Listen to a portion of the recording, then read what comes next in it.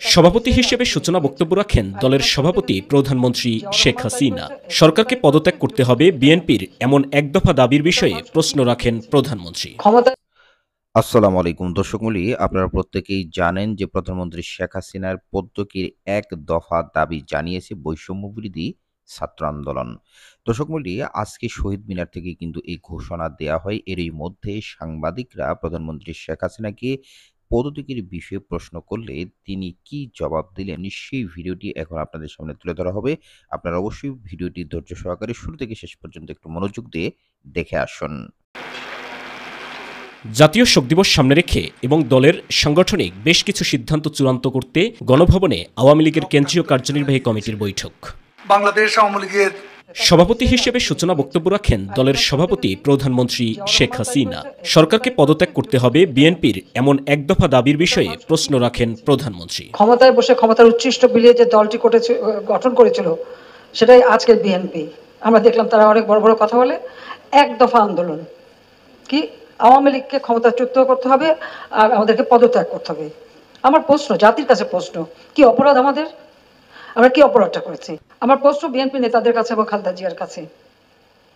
আজকে তত্ত্বাবধায়ক সরকারের জন্য তারা আন্দোলন করে। আমরা 90-এর দশকে আন্দোলন করেছি যে সেখানে নির্বাচন যে অবাধ নিরপেক্ষ করার জন্য একটা তত্ত্বাবধায়ক সরকার এই ব্যবস্থাটা রাখা হোক। খালেদা জিয়া তো তখন করে নাই, খালেদা জিয়া তো তখন রাখে নাই। তো কি জবাব দেবে বিএনপি এখন আন্দোলন যে করে? তাদের কি অধিকার আছে বলার? তাদের হাতে যখন সুযোগ ছিল তখন তারা তা করেনি। আমরা তো সমর্থন দিতে চেয়েছিলাম। তা আমরা এটা নিয়ে অনেকবার কথাও বলেছি। তখন খালেদা জিয়া কি বক্তৃতা দিয়েছিল?